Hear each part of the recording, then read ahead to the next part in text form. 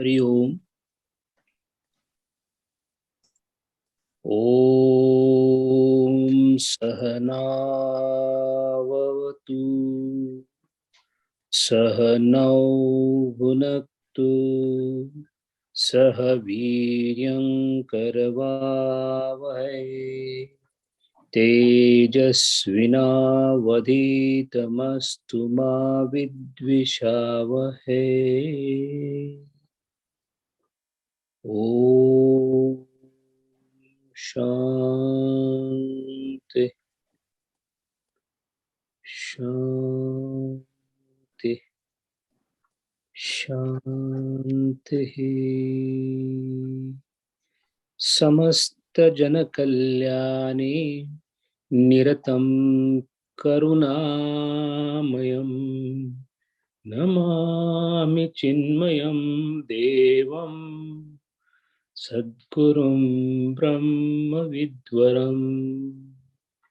Om Sri Chinmaya Sadgurave Namaha.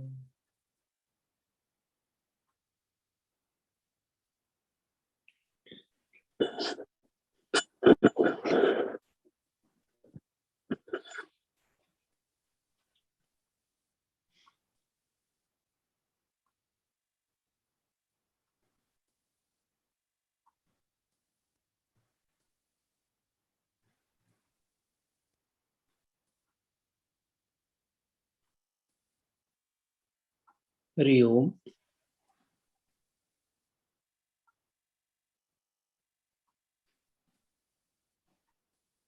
One of the most erroneous impressions we have about ourselves and the world is that we know the world. In fact, we are privileged to know a very small part of the creation. How huge and vast the creation is, we are not even aware of it. One of the first limitation that we have when it comes to the universe is we cannot know anything which is beyond the perceptible power of Indriyas. Take, for example, something which doesn't have a shape. We can't comprehend it. Anything that is lying little distant from my Indriya, I have no knowledge of it. But the world or the universe or the creation is made up of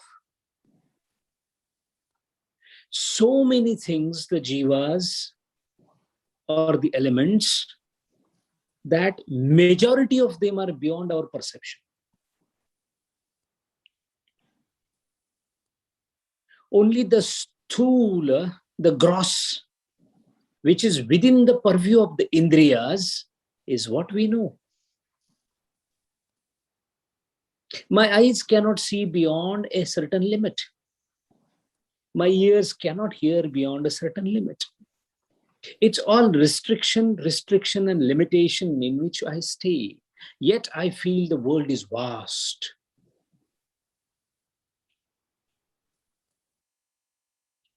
Frankly speaking, we see the animals, the birds, the men, the women, because they are all gross. But there are subtle bodies which we can't see. They are right here. The empty space that I see around me, I don't know it is filled up of what. The thin air that I see when I look towards the sky has so many inhabitants into it, I'm not aware of it.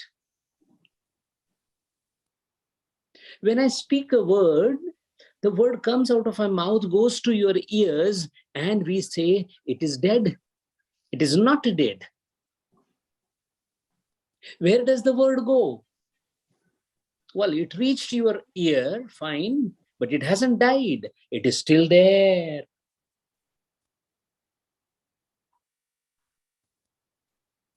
Your presence where you are sitting now is a gross presence.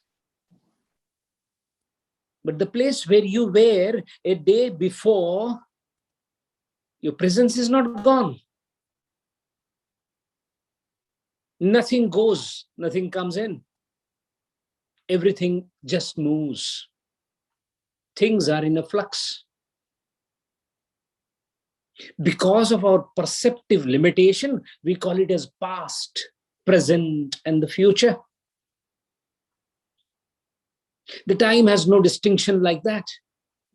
It is the perceptive distinction that the time is divided into three compartments as past, present, and future.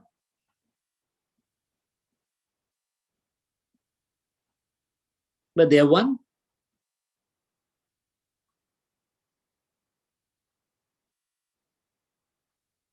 The future is the present, which is yet to be comprehended by us. It's there. I can't see it now, doesn't mean that it is not there.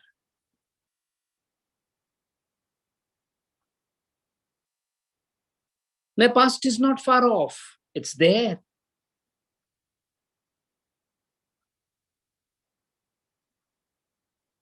So there are many things in this universe which we are not even aware of their presence, simply because they are beyond my capacity of comprehension. My mind, my Antakarma, my buddhi, which is supposed to grasp these things, is so ill-developed. I may be a Nobel laureate, but still my buddhi is extremely limited, so that there are so many things that I am not aware of. And it's not only the things, the relationship between the things. You see me in the camera as a person sitting and talking. Where am I sitting? Oh, the answer is, well, you're sitting on a sofa. No, sir.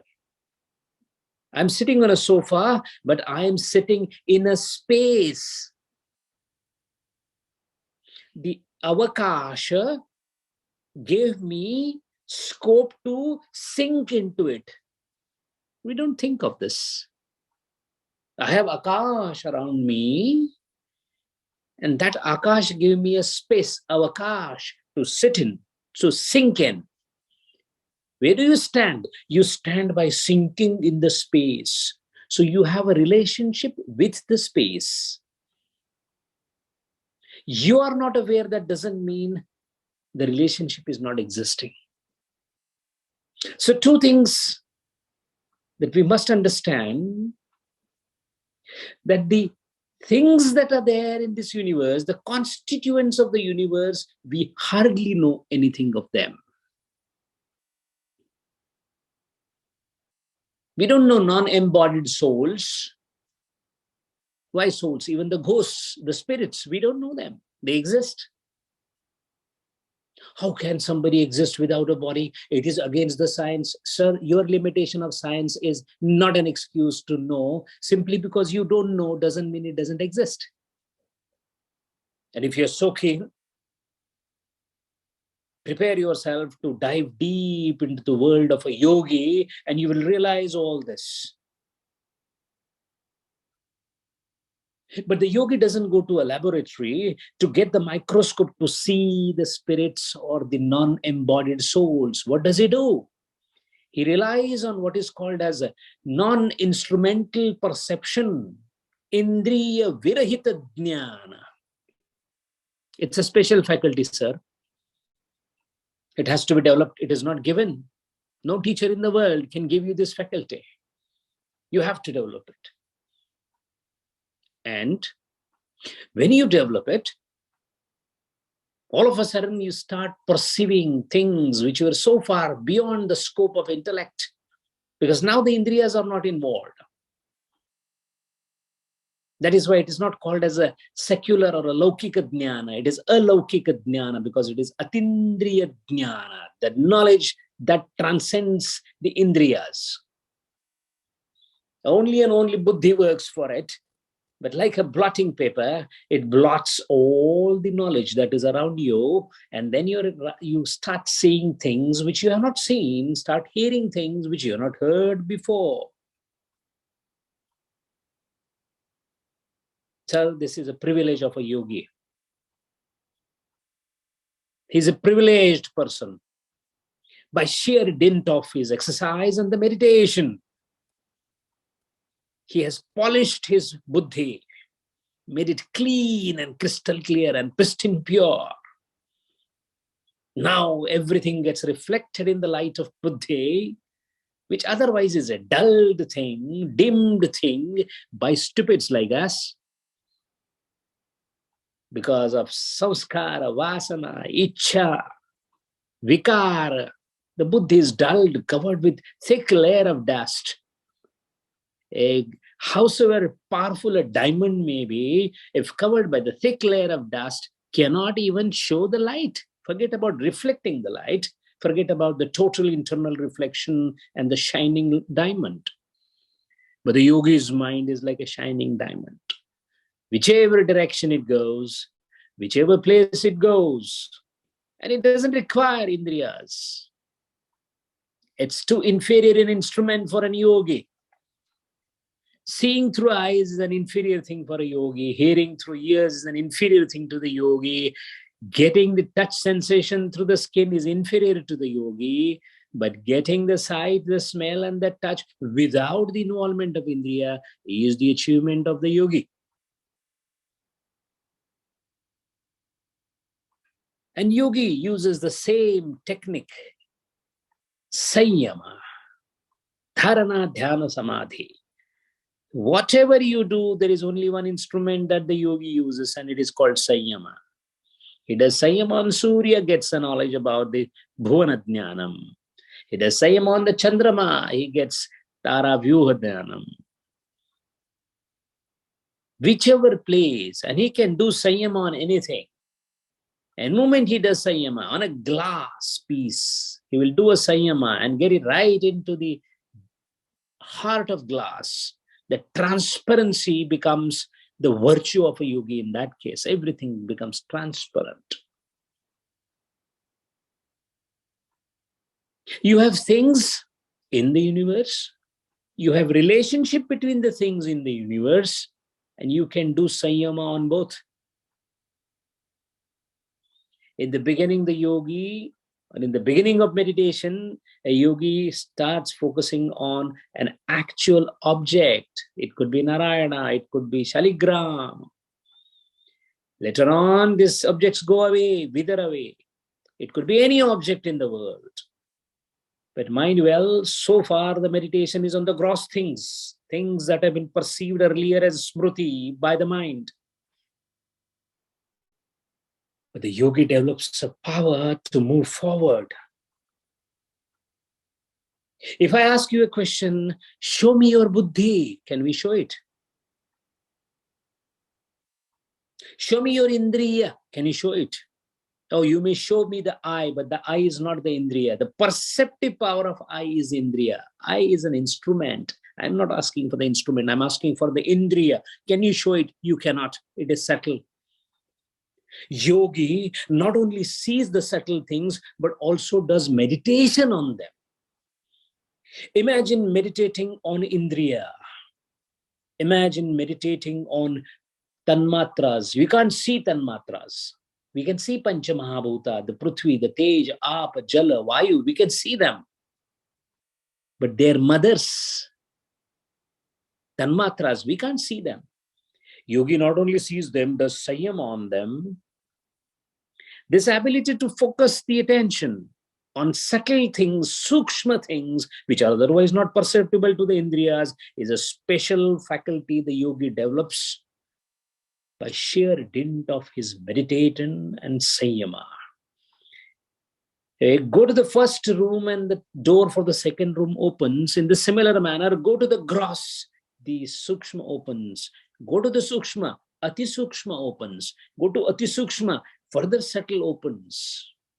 And in the same manner, with every opening of the subtler plane of consciousness, there is a release of powers that are inherent in them. They are powers for us. They are natural things for the yogi.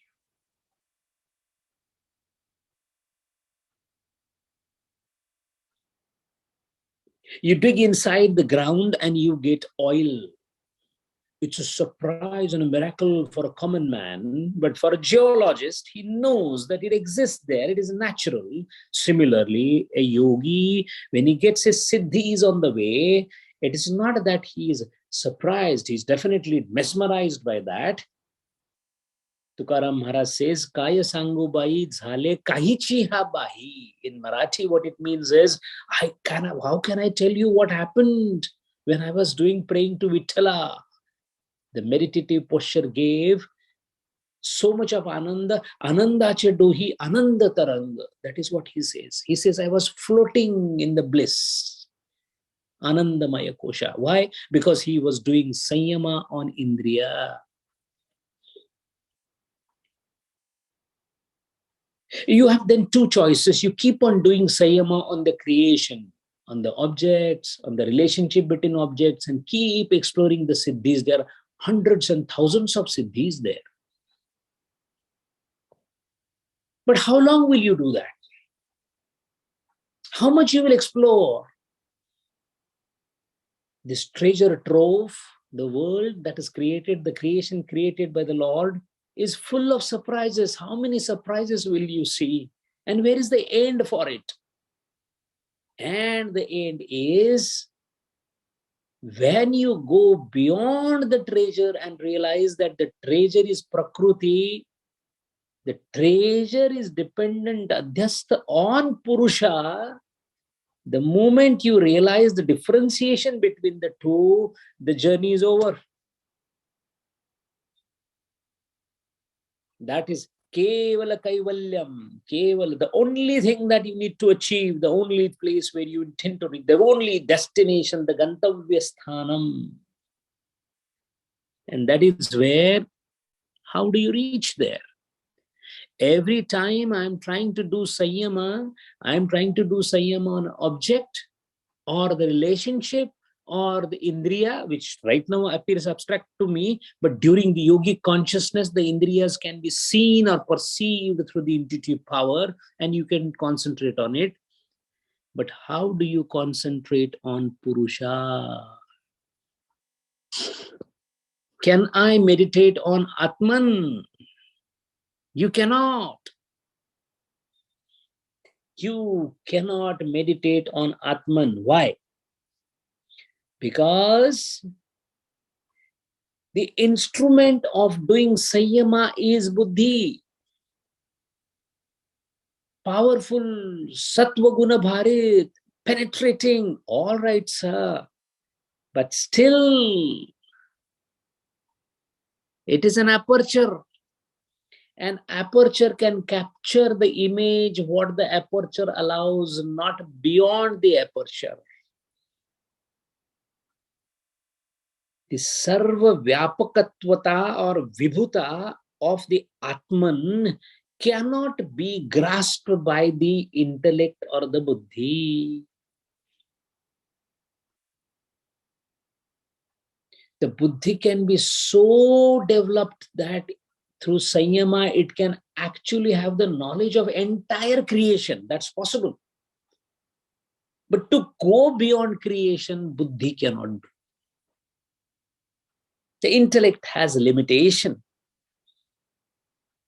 If the intellect can never perceive or intuitively know or jnatavyata of Purusha, then how do you know, how will you reach Purusha Khyati? A fundamental question. And we all need to put our brains into it. We heard of the word Atman, Atman, Atma, Atma so many times, never bothered to find out what is this Atma. We always think in our mind, Atma is something like a substance somewhere shining. And no, sir, it is not that. It is neither a substance, nor it is shining, nor it is not shining, nor it is not a substance, nor it is a substance. All descriptions that we have heard of Atman or Purusha are only descriptive things for us to somehow comprehend it with this intellect, but it is beyond that comprehension. If something is beyond intellect, how do you meditate on it? And this is the reason why Patanjali Maharaj has given 35th Sutra. Swattva Purushoho Atyanta Sankirnayoho Pratyaya Vishesho Bhogaha. Every word of Patanjali Maharaj is packed with meaning. What is bhog? Bhog means what? Our life. What are we doing throughout our life? Every moment what we are doing bhoga.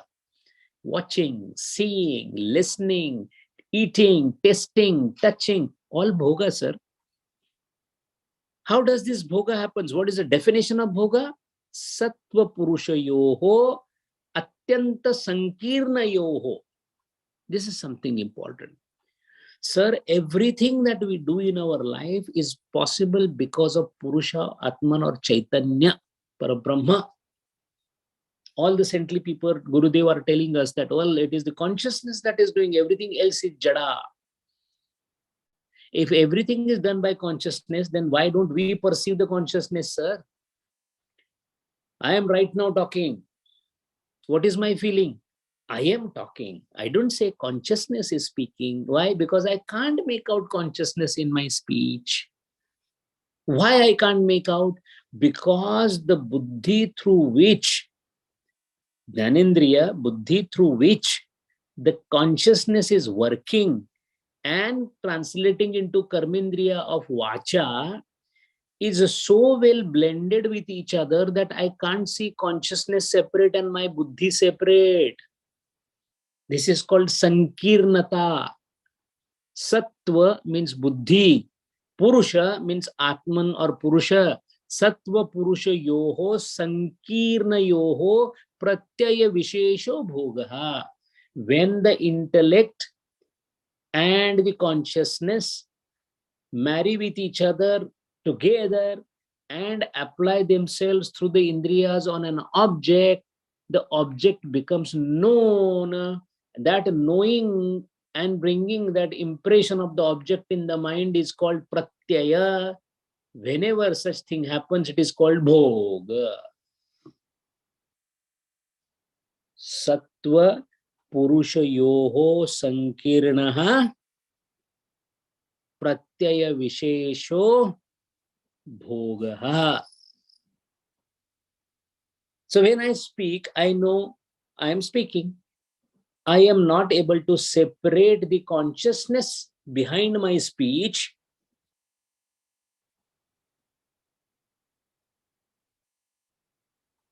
I am not able to separate the consciousness behind my speech and the intellect behind my speech. Intellect is jada. Buddhi, you call person buddhiman, but buddhi is basically a stone. It is jada. It has ability to reflect the consciousness at its best in the entire world. In our body or in this world, the closest instrument or the perfect instrument which can reflect consciousness is buddhi, which I have as a human being. So I am superior to all the animals. That is why Naradeha is considered pious, because of the buddhi. And buddhi, because it borrows the light of consciousness and does everything around and does miracles. The missiles are invented, this is done, that is done, all that because of utilization of consciousness through buddhi for the secular knowledge. Once this is understood, then the second part of the sutra says, bhogaha pararthatvat. What is parartha? Intellect is utilizing consciousness for apprehending the things, for seeing, for talking. but that is par artha for the Chaitanya. Is the Chaitanya interested in seeing or talking or listening? No. It is Nishkriya. Intelligence has no business. The Chaitanya has consciousness, has no business with anything. There is a 100 rupee note lying in your pocket. Does the 100 rupee note say that please spend me? No. It has a wealth value. Only when I pick it up and start exchanging it for some goods, then it becomes transactional. Similarly, consciousness is ever existing. By force, it has Satchit Ananda in it, but it doesn't spend anything of Satchit Ananda, or doesn't employ, doesn't modify, doesn't apply. The application comes when buddhi comes in contact through indriyas with an object. Then they come back to this particular consciousness, say, sir, please light the thing, and the consciousness lights. And in fact, the consciousness also doesn't light. These people go and borrow the light from the consciousness. Consciousness is like a sun. Sun is coming in the morning, doesn't ask anybody, do you require light from me? Those who want to utilize the light, otherwise those who don't, doesn't matter. Either case, it doesn't matter to the sun, because he is existing for himself, not for others. Similarly, consciousness is existing per se, by itself, for only itself. So when that consciousness is used by the buddhi for the common things, it is called par artha. It is not swartha. That means consciousness is not doing anything for himself. Then the second part of Sutra says, Swartha Sanyamat Purusha Jnanam. Swartha Sanyamat Purusha Jnanam meaning, when you are able to separate the intellect or the sattva or the buddhi from the consciousness and do the meditation on the consciousness, then there is a Purusha Jnanam, you come to know Atman. But just now we said that you cannot do meditation on the Purusha or the Atman, because Atman is not a perceptible thing. Buddhi cannot do anything other than that which is perceptible. How do we reconcile this particular dilemma? And that is precisely why we need to understand that how we go about this, one. And second thing is, when we say Guru Deva had Atmadnanam or so and so Rishi had Atmadnanam, who had the Atmadnanam? Who means what in Guru Deva was Atmadnani? Of course, his Buddhi. But Buddhi cannot know. Buddhi cannot know Atman. Yet he had Atmadnanam. Then who had the Atmadnanam? If Buddhi cannot know it, who realizes, who says that I got Atmadnana, I got Kaivalyam? Under the Bodhi Vruksha, Gautam Buddha said, I received Nirvana, means I received the Atmadnyan. Where, who?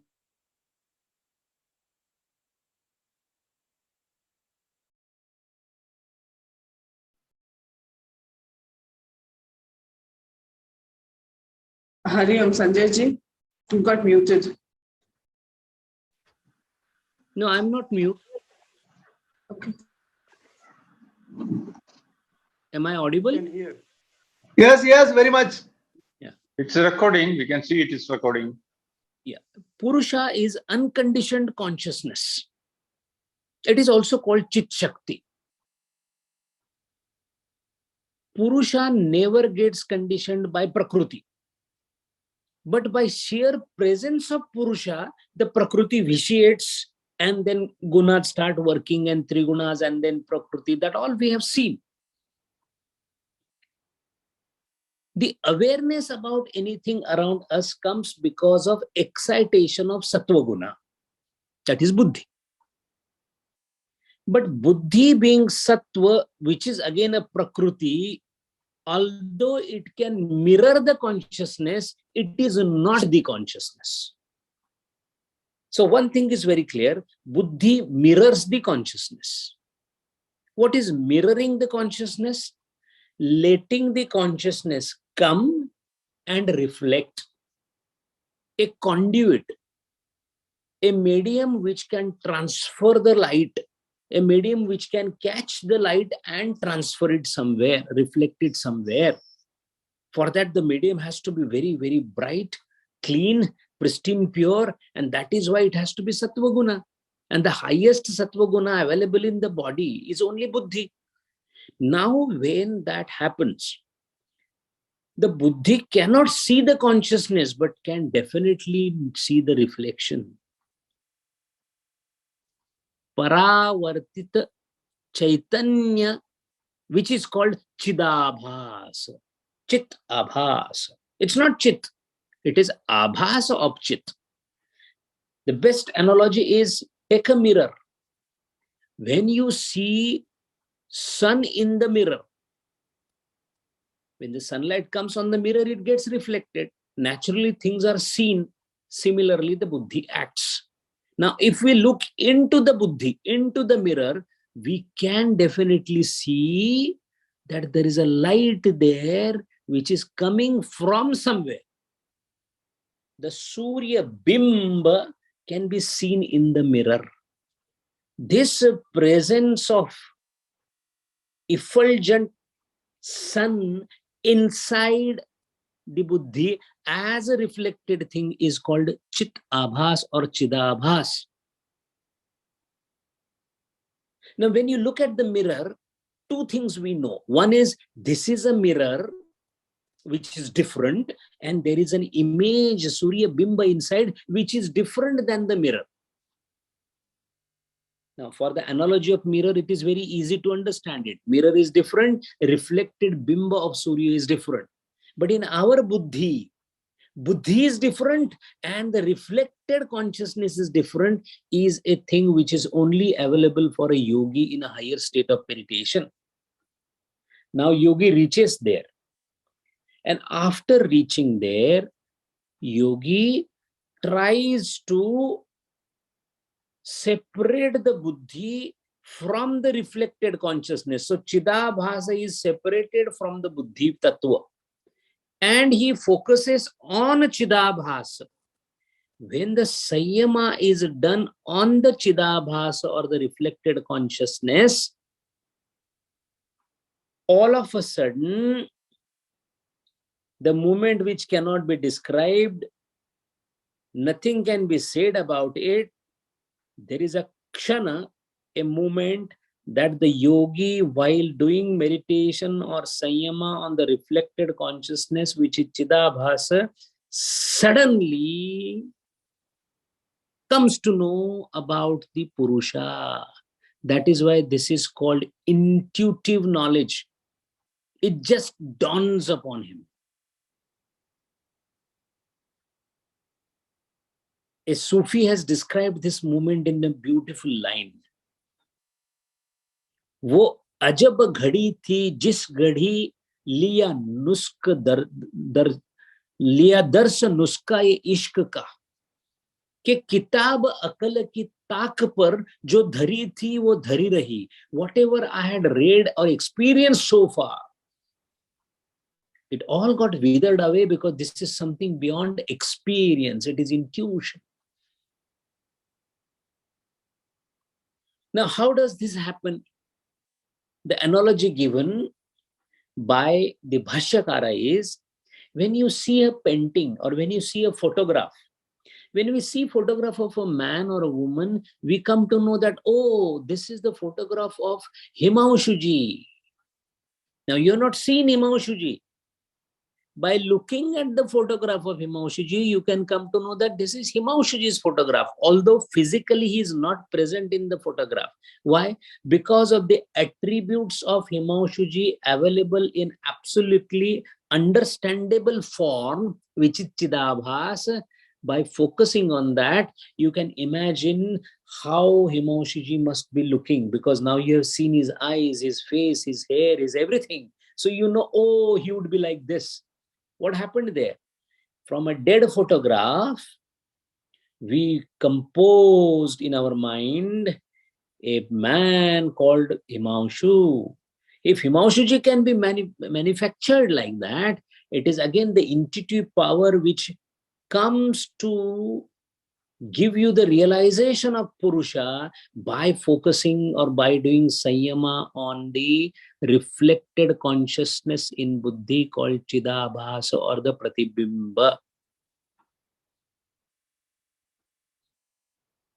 Moment this thing happens, instantly you come to know that all that I did so far is Prakriti and she is different than the Purusha. That is Kaivalya.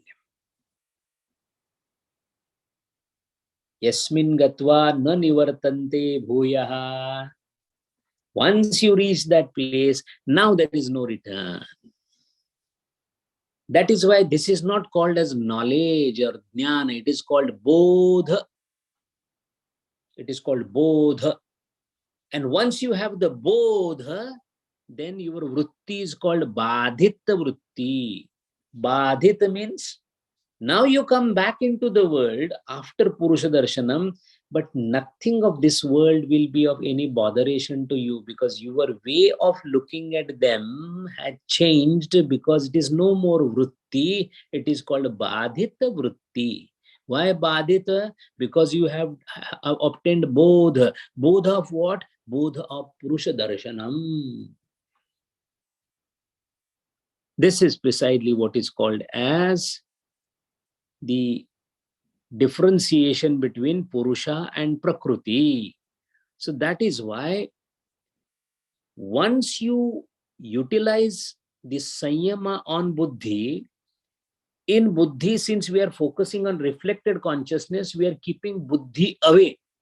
Buddhi is Sattva Guna. So we are keeping the last Guna also away and focusing on Chidabhasa. That is what precisely Yogeshwara Sri Krishna says in Bhagavad Gita, Nistraigunyo bhava Arjunaha. Rajatama Arjuna, you left behind. Leave that Sattva Guna, the Buddhi also apart and focus on the reflected consciousness, Chidabhas, so that you will reach me. This is the meaning of Nistraigunyo, Trigunatita. What is Trigunatita? I want to go transcend the Guna. How do you do it? Practically. Patanjali Yoga Sutra is a practical darshana, unlike all other darshanas, which are theoretical in nature. Others are all other darshanas are to be understood. Patanjali Yoga Sutra is the only darshana, yoga darshana, to be done. There's nothing in this sutra which is not done. It is practically done. A yogi does the Sanyama on Chidabhasa. And that is why the yogi comes to know Yan manasana manute yena ahur manomatam. Now what happened? The yogi has complete differentiation between Purusha and the Prakriti. The mind is a part of the Prakriti. So he is now the king of kings. The whole syllabus is now known to him. He knows what is what and where. He becomes omnipotent, omniscient. There is no limit. He is beyond even that. And that is why he automatically develops certain siddhis.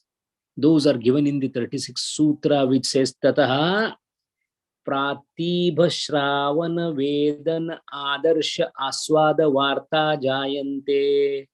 Now that he has seen the Purusha Khyati, he has differentiated between Purusha and Prakriti, he automatically, without asking, Kamana Vina Api, there is no Ichha the yogi has, still he gets certain siddhis. We call it siddhi because from our point they are siddhis. From yogi's point they are natural thing. When flower blooms, we say flower bloomed. From the point of view of flower, it is a natural thing. I was a bud yesterday, I am a flower today. We say, oh, it flowered, it bloomed. This is how what happens to yogi. So what happens? Moment there is Purusha Sakshatkar, Avantar Siddhis are obtained by the yogi. What are those Siddhis? Pratibha Jnana. Pratibha Jnana means when suppose we have an object in front of us. Let us say that there is a mug in my hand. What is my feeling towards the mug? Well, it's a thing which is used for coffee. It is inferior to me. I know it is made up of ceramic. And so the whole thing is, I am the master of this thing. This is too inferior a thing. I am master. I can manipulate it the way. I can fill it up. I can throw it. I can break it. I can make it. I can look at it. I can read it. All this is because I know I have a full mastery on it. Now imagine this mug as mind or Antakarma. The one who has Purusha Darshanam, the yogi has mind like an object in front of him, which can be used, thrown, whatever. And that is why that is called Pratibha Jnana. Pratibha Jnana means the Chitta and the Indriyas are known to him.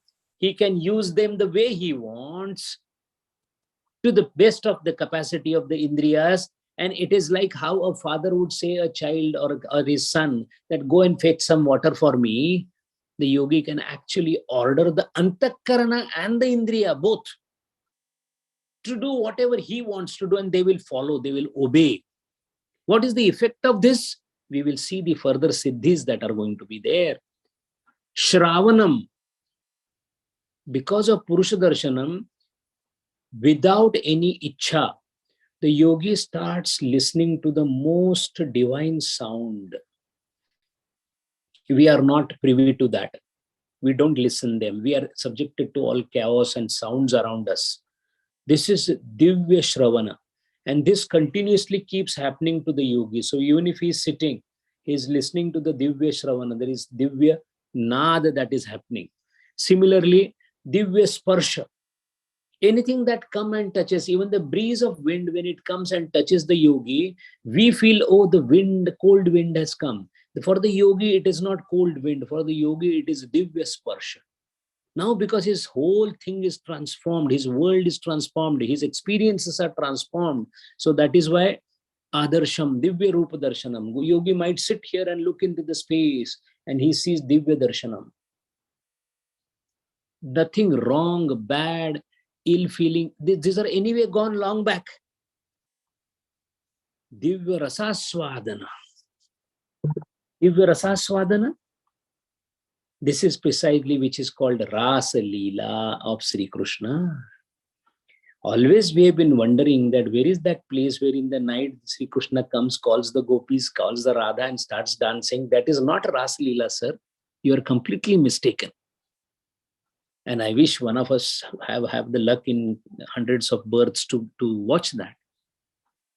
Ramakrishna Paramahamsa had it. Chaitanya Mahaprabhu had it. Tukaram Maharaj had it. Rasa Leela is the divine ecstasy dance that is a scene when somebody is in Divya Anubhuti after Purusha Darshanam, even sitting at one place, because it is happening in the pratala of Antakarana. Shuddha Antakarana pratala becomes the ground for Rasa Leela. And that is why Chaitanya Mahaprabhu was constantly absorbed into it. So much absorbed he was in the ecstasy that in his life he could not write more than 8 shlokas, Ashtashloki. There is nothing more he could write. He could not speak. He could not stand. He used to fall. People had to support him. And whenever he looked, it actually happened in Orissa. He saw there was a lady that was going with a water pot on her head. He simply went and hugged her and said that, Radha, where are you going? People pulled him. They thought, what a crime he's doing. But there is no crime, sir, for these people. They are in a different world. That is called Divya Anubhava, Divya Gandha Anubhava, Divya Rasaswadana, Divya Rupa Darshanam, Divya Sparsha Anubhava.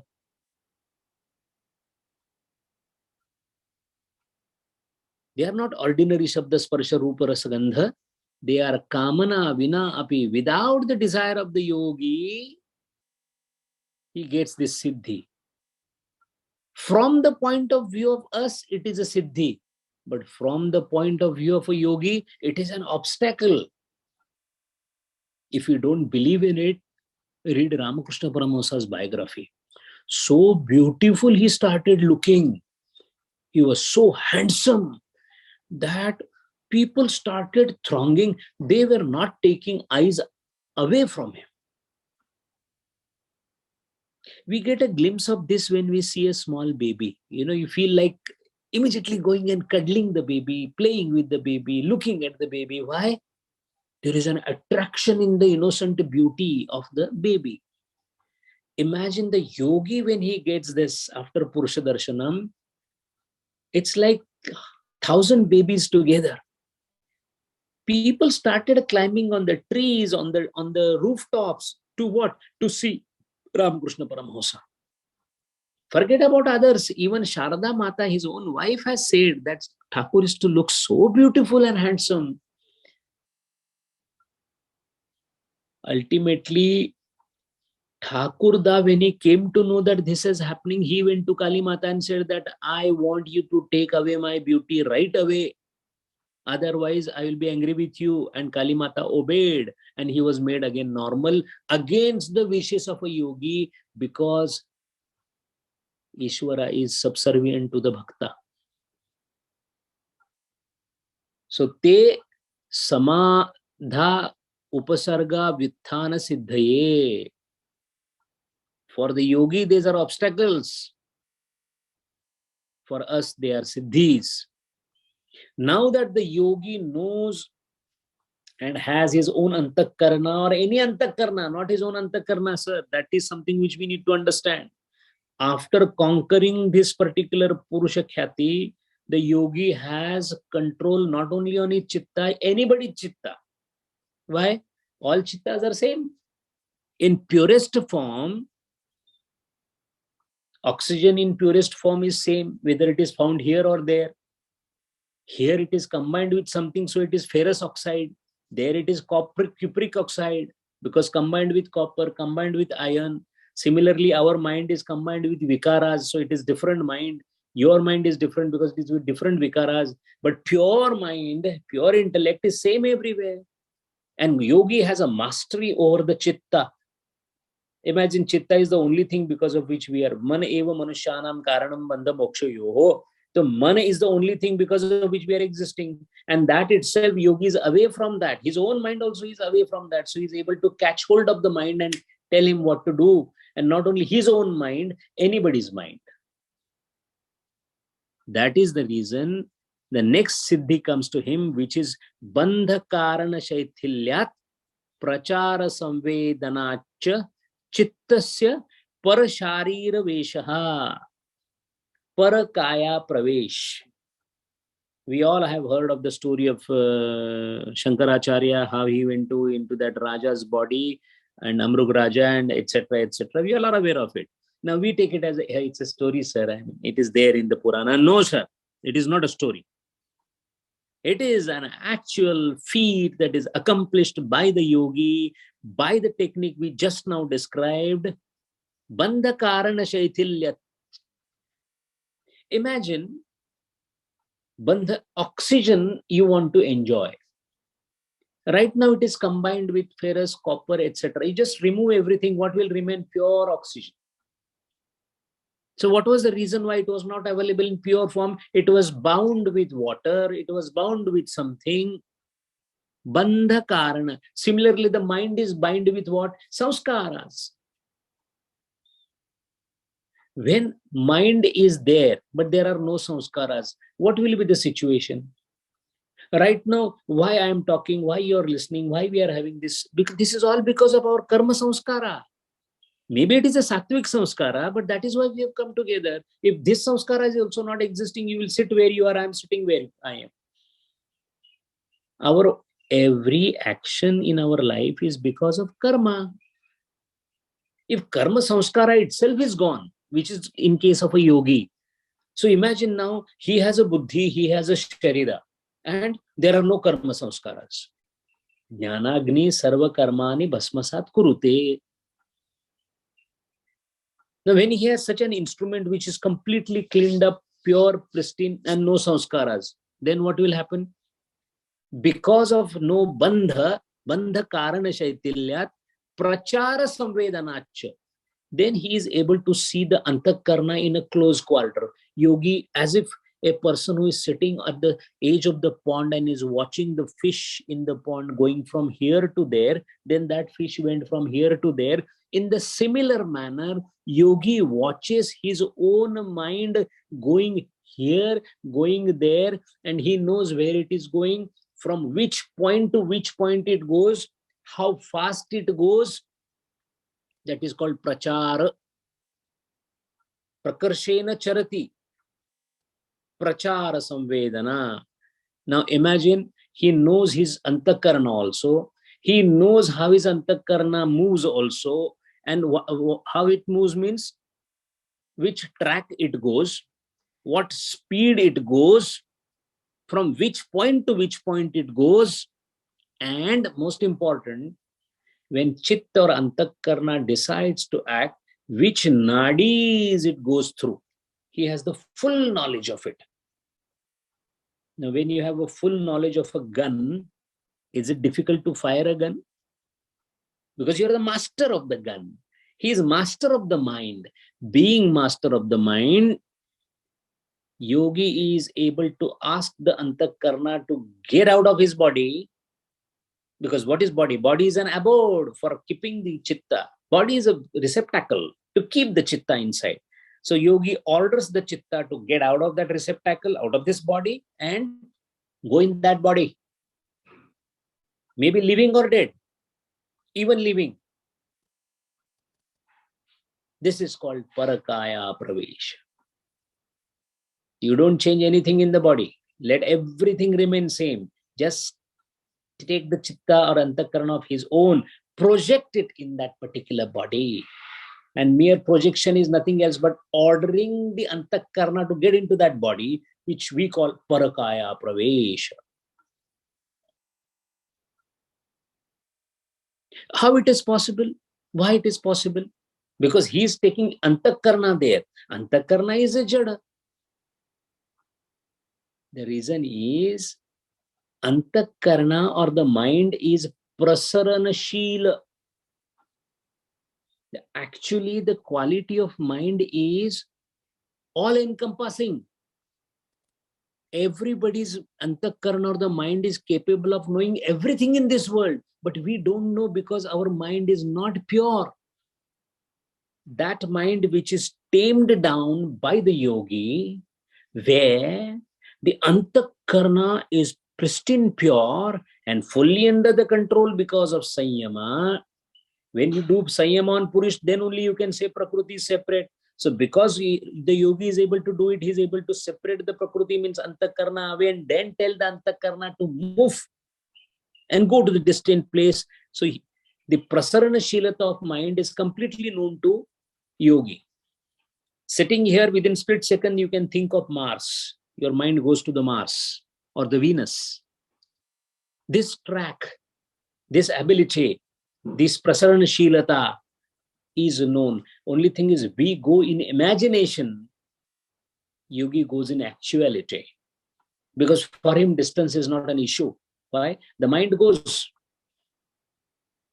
Manaso javiyo. Upanishad says, Manaso javiyo.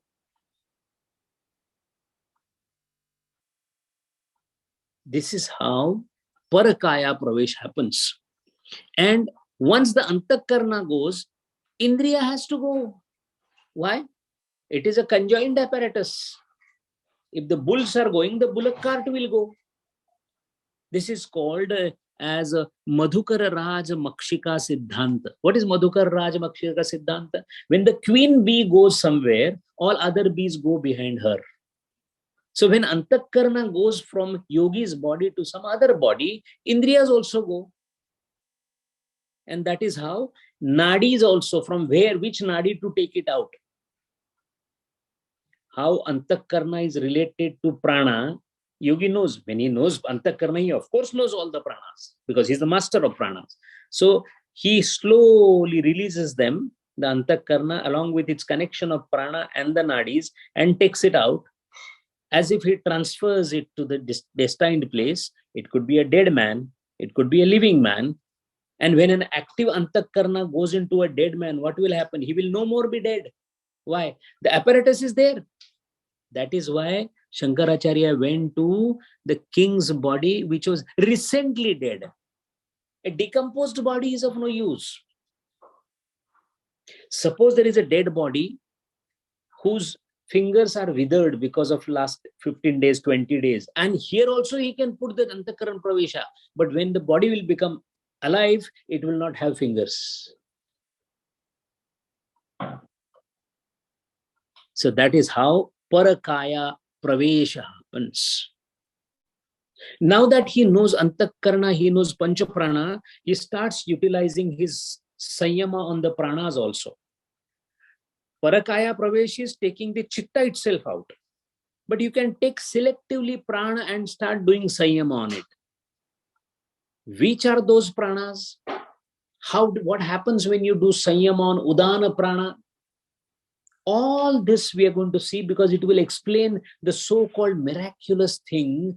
Chatambe Swami walked on the water. In Puranas, we say he flew, the Rishi flew from here and there. And we say, it's a story, sir. It is not a story, sir. The truth behind it needs to be studied. That is what Patanjali Yoga Sutra is. The Udana Vayu, if you do Sanyama on it, you will never ever get drawn into the water. Because Utkrantascha, that is the quality of that particular prana. And this has happened with the yogis. We are going to see that. So the next session, we shall see what happens when a yogi takes different pranas for Sanyama and what siddhis come to him and who are the great saints that we know who got this siddhi and where did they show it? So that we believe in it because we have live examples. Forget the Puranas, the Chatambi Swami, the Swami Vivekananda, Ramakrishna Paramahamsa, Gurudeva, all these are living examples. A question may come to the mind that a jnani never thinks of yoga, then what happens to him? He gets it automatically on the way. As you walk towards the Mount Everest, you may see certain trees on the way, or you may actually walk for seeing the trees and reach Mount Everest. Both is same. A bhakta never thinks of yoga, but he gets all these siddhis on the way. Why? Ishwar pranidhanatva. Ishwar pranidhana, bhakti itself can give you all this without asking. We are going to see one siddhi used by Tukaram Maharaj because his body was never found. Where did he go? How is it that your whole body just disappears? How is it that Jnaneshwar Maharaj took Sanjeevan Samadhi? How can you just sit and abdicate your prana? When you commit suicide, you will have to put a rope around your neck or inject something or do something. But sitting, can you abdicate your prana sitting? Impossible. A yogi can do that. Why? Because he knows how to control the pranas. He directed the pranas that move from here and here and just leave my body. That is the authority of a yogi. How does that happen? What are those siddhis? We shall be seeing in the next session. Hari Om. Om Purnamada Purnamidam Purnat Purnam Udachyate Purnasya Purnamadaya Purnameva Vashishyate. Om Shanti Shanti Shanti. Hari Om. Shri Gurubhyo Namaha. Hari Om.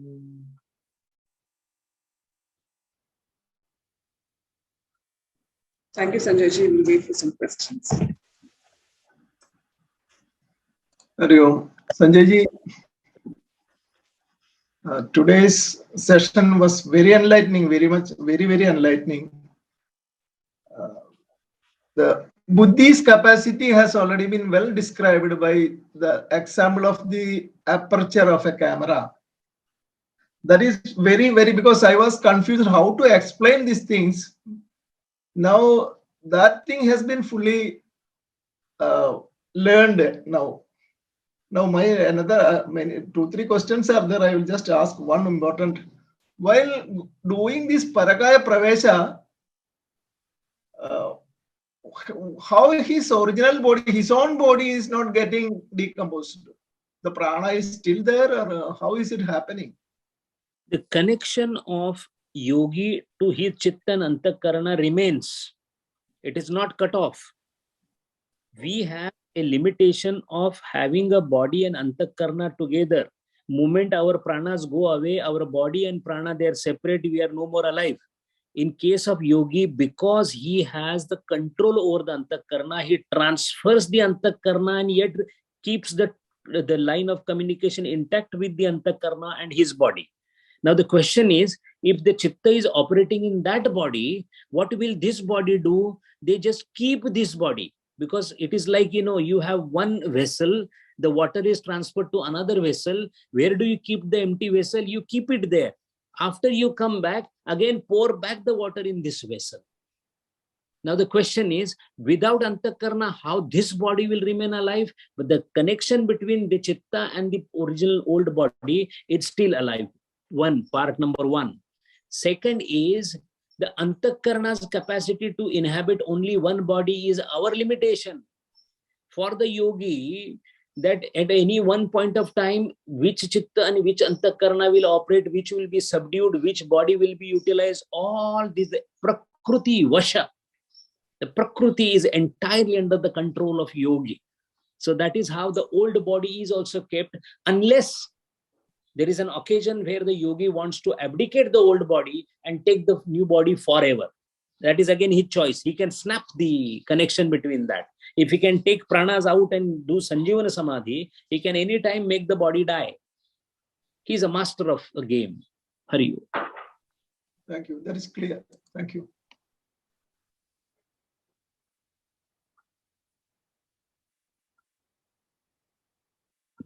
Hari Om, Sanjay ji, I just want to check, are there kind of two levels of siddhis?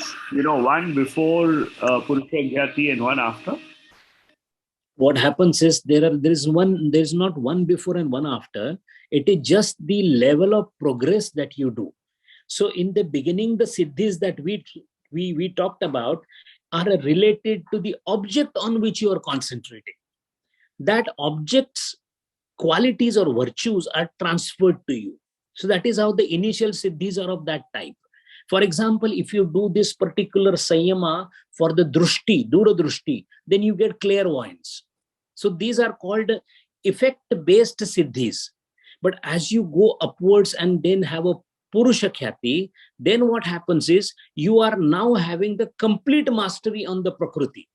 So it is like the one who has not done anything, but he has got $1 billion with him. Now he can spend anywhere to buy anything. And the earlier siddhis are like having $100 and buying a thing. That is the difference between. So that is why clairvoyance, fine. Clairvoyance is because you've done sayama, you are able to have duradrushti. But now what is going to happen is, duradrushti you will have. Even without your desire, everything will be known to you. There is no effort required. Eka samaya vachede, simultaneously sitting at one place, you have knowledge of everything. So that is the level of siddhis as you progress. Are you?